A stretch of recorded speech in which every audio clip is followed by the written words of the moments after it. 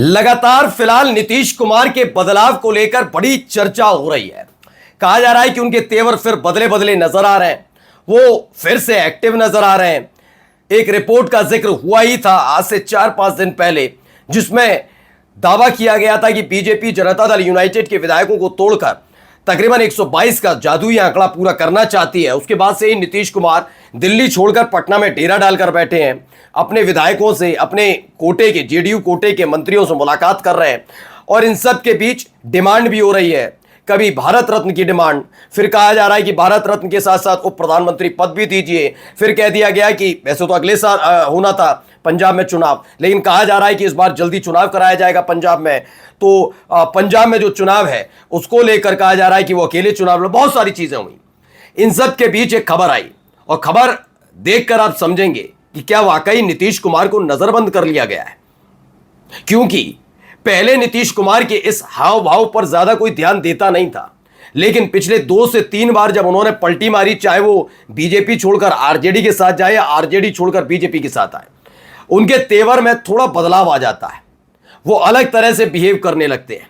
Active वो तो नजर आते ही हैं, वो जो मौजूदा पार्टी के साथ गठबंधन में होते हैं उसे तवज्जो नहीं देते। कुछ ऐसे ही आसार नजर आ रहे थे और अब खबर आई है कि अब नीतीश कुमार से मिलना आसान नहीं रह गया है, सख्त पैरा लगा दिया गया है। यानी परमिशन लो तभी मुलाकात हो पाएगी। लेकिन सवाल उठता है, परमिशन देगा कौन? क्या नीतीश कुमार खुद गेट पर बैठकर परमिशन देंगे? उन तक कौन पहुंचाएगा कि जेडीयू का मंत्री, जेडीयू के विधायक वहां तक पहुंचे हैं? आखिर कैसे, क्या क्या हो रहा है, मैं आज आपको दिखाने जा रहा हूं। नमस्कार, मैं हूं प्राज्वल गौतम और आप देख रहे हैं टाइम्स एक्सप्रेस। नीतीश कुमार अब तक 4 बार पाला बदल चुके, 4-5 बार। पहला जो पाला बदला मैंने आपको बताया था साल 2013 में, तब तो उन्होंने खुलेआम बोला था कि भाई चूंकि एनडीए का चेहरा नरेंद्र मोदी साहब को बनाया है, वो 2002 गोधरा कांड का जिक्र किया था, बहुत सारी चीज़ें उन्होंने कही थी। उस समय तो रामविलास पासवान भी नाराज चल रहे थे, बहुत सारी चीज़ें थी उसको लेकर, तब बहुत पहले की बात है। तो उन्होंने एनडीए का साथ तब भी उन्होंने छोड़ा था, गोधरा कांड के बाद रामविलास पासवान ने। इस बार 2013 में जब एनडीए का चेहरा मोदी जी को बनाया गया तो साथ छोड़ा था और कहेगा छोड़ा था, ऐसे नहीं कि गुपचुप तरीके से नहीं। लेकिन उसके बाद जब वो आरजेडी के साथ गए और आरजेडी का साथ छोड़कर बीजेपी के साथ आए, तब उन्होंने कुछ कहा नहीं, वो साइलेंट रहे, चुपचाप रहे। बस थोड़ा सा अंतर लग रहा था कि वो दूरी बना रहे, लेकिन लोग समझ नहीं पा रहे थे। उन्होंने कहा नहीं नहीं, ये तो नॉर्मली चलता रहता, हो गया होगा। लेकिन जब पाला बदलकर थोड़े दिन बीजेपी के साथ रहे और बीजेपी को छोड़कर आरजेडी के साथ दोबारा गए, तब भी उन्होंने कुछ नहीं कहा, बस थोड़ा मनमुटाव टाइप का फील कराया। फिर जब आरजेडी छोड़कर, अभी तेजस्वी यादव का साथ छोड़कर बीजेपी के साथ आए, तब भी वैसा ही नजारा देखने को मिला। थोड़ी दूरी बना ली, मिल नहीं रहे, ज्यादा भाव नहीं दे रहे। अब वैसे ही स्थिति फिर से बन गई है।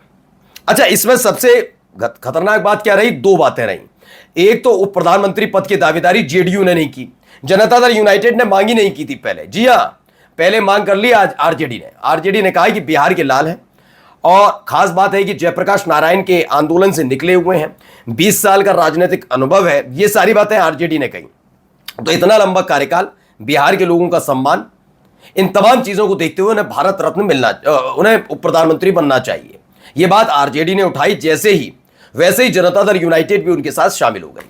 अब आप अंदाजा लगाइए, जो पार्टी इस समय मौजूदा सरकार की आंखों में चुभ रही हो, जी हां, सम्राट चौधरी की आंखों में चुभ रही हो, बीजेपी की आंखों में चुभ रही हो, उसकी डिमांड पर आपका ही सहयोगी दल साथ आकर खड़े हो जाए, यानी बीजेपी की आंखों में चुभ रही आरजेडी डिमांड के साथ जेडीयू जाकर खड़ी हो जाए, तो गुस्सा नहीं आएगा? ऊपर से नीतीश कुमार एक्टिव नजर आए। पिछले 5-7 दिनों में बड़ी खबर आई निकलकर कि नीतीश कुमार बड़े सक्रिय नजर आ रहे हैं, एक्टिव नजर आ रहे हैं, लोगों से मिल रहे हैं, विधायकों से, मंत्रियों से मिल रहे हैं, अपने पदाधिकारियों से मिल रहे हैं। बीजेपी से थोड़ा अजीब तरीके से देख रही थी, क्योंकि बीजेपी ने पहले तय किया कि नीतीश कुमार को दिल्ली ले जाएंगे और राजनीतिक संन्यास दिलाकर अलविदा कह देंगे, भैया हो गया आपकी राजनीति खत्म, यहीं तक। थोड़े दिन उन्हें मंत्रालय में रखेंगे जब तक 26 सांसद, 20 टीएमसी और उद्धव ठाकरे की पार्टी के 6 सांसदों की सदस्यता फैसला नहीं आ जाता, तब तक फैसला नहीं आया, तब तक इनको संभाल कर रखेंगे एक मंत्री के तौर पर, मंत्रालय भी कोई छोटा मोटा देखकर शांति के साथ। लेकिन नीतीश कुमार हो गए एक्टिव और इसी एक्टिवनेस ने बीजेपी को बेचैन कर दिया। मैं नहीं कह रहा हूं, खबर देख लीजिए। नीतीश कुमार से मुलाकात के बदले नियम, चलिए बदलते हैं, ऐसा होता नहीं है, ये कोई नॉर्मल बात है, बदल दिए जाते हैं नॉर्मल। कभी कभी क्या होता है कि कुछ अप्रिय घटना ना हो जाए, कोई इनपुट मिलता है जांच एजेंसियों से, फलाने नेता की जान खतरे में है, तो चीजें बदलनी पड़ती हैं, होता भी है। बिना परमिशन अंदर आना जाना मना है, बिना परमिशन आप अंदर नहीं जा सकते। अब सवाल ये उठता है, जब विधायक मंत्री मिलने जाएंगे तो मिलेंगे कैसे? फोन पर बात होगी, तमाम चीजें होंगी, तभी पता लग पाएगा। लेकिन उनके इर्द गिर्द कौन खड़े हैं जो दिल्ली से कमान लेते हैं? नीतीश कुमार खुद थोड़ी ना फोन उठाएंगे, या तो वो गेट पर बैठे या वो खुद फोन उठाए। चारों तरफ जो घेरा बनाकर बैठे हुए हैं वो भी दिल्ली के नेतृत्व पर काम कर रहे हैं इशारे पर। जो वहां पर सिपाही, पुलिस वाला या सुरक्षाकर्मी खड़े हैं गेट पर, वो भी डायरेक्ट भागे भागे नहीं आएंगे कि आपके मंत्री जी आए, आपके विधायक आए। तो कैसे परमिशन ली जाएगी? कैसे पता लगेगा नीतीश कुमार से मिलने के लिए आए और नीतीश कुमार ने परमिशन दी? गेट पर सख्त पैरा लगा दिया गया। ये तमाम चीजें अचानक से हुई हैं। फिलहाल इन सब के बाद, क्योंकि पिछले कुछ दिनों से नीतीश कुमार लगातार ताबड़तोड़ बैठकें कर रहे हैं और खास तौर पर जेडीयू के विधायक, बीजेपी के नेताओं मंत्रियों से मुलाकात नहीं हो रही। आप जाकर देख लीजिए, पिछले 4 दिन का डेटा उठाएंगे तो उन्होंने बीजेपी के किसी खास नेता से ऐसे कोई घर पर मुलाकात नहीं की। वो अपने पुराने पॉलिटिकल पार्टी के नेताओं से, जो जिसमें से एक आरसीपी सिंह है, उनसे मुलाकात कर ली। लेकिन बाद में पता लगा कि एक है संजय गांधी, एक ललन सराफ हैं, उनके साथ अनमन के चलते वो चीज़ नहीं हो पाई। मानी घेराबंदी जो चल रही है ना, वो घेराबंदी वही वाली है। अब क्या है कि घर के अंदर भी आप आसानी से घुस नहीं सकते। पहले क्या था, घुस जाते थे, उन्हीं के सामने कह रहे हैं कि पार्टी में शामिल कर लीजिए, ये कर लीजिए। इसे बीजेपी बेचैन है कि अगर ये सारी चीज़ें आरजेडी के साथ सामंजस्य बिठाने पर आ गई और नीतीश कुमार ने पाला बदला, तो सम्राट चौधरी की कुर्सी तो जाएगी। संसद सदस्यता जिनकी अभी बहाल करवानी है 26 सांसदों की, जब तक नहीं होगा तो 12 सांसदों के जाने का मतलब है ये पूरा का पूरा आंकड़ा 282 पर आ जाएगा। और 282 में टीडीपी पहले से तैयार बैठे हैं, क्योंकि नारा लोकेश को आंध्र प्रदेश की कमान न देकर, चंद्रबाबू नायडू को केंद्र में न लेकर पहले से ही नाराज कर रखा है। अगर वो 16 सांसद और चले गए, 16 और, तो आंकड़ा खुद ही लगाइए ये कहां से कहां पहुंच जाएगा, 166 पर आ जाएगा। 266 माफी चाहेंगे, और चाहिए कितने?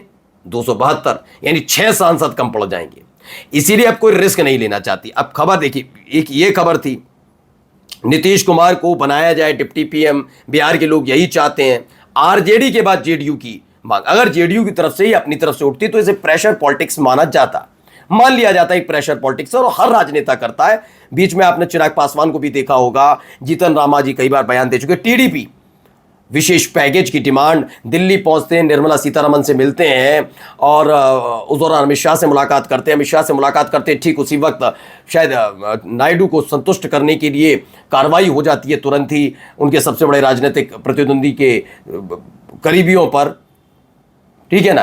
तो ये जगनमोहन रेड्डी के करीबियों पर कार्रवाई हो जाती है। तो तमाम चीजें, तो प्रेशर पॉलिटिक्स तो होती है और हर जगह प्रेशर पॉलिटिक्स होती है। लेकिन जब आपके विरोधियों के डिमांड और मांग के साथ आपका ही गठबंधन वाला एक घटक दल, जिसकी बदौलत आपकी सरकार चल रही है, वो खड़ा हो जाए, तो वो भी अगर नीतीश कुमार की बात हो तो फिलहाल कहा जा रहा है कि नीतीश कुमार से मिलना आसान नहीं रहा।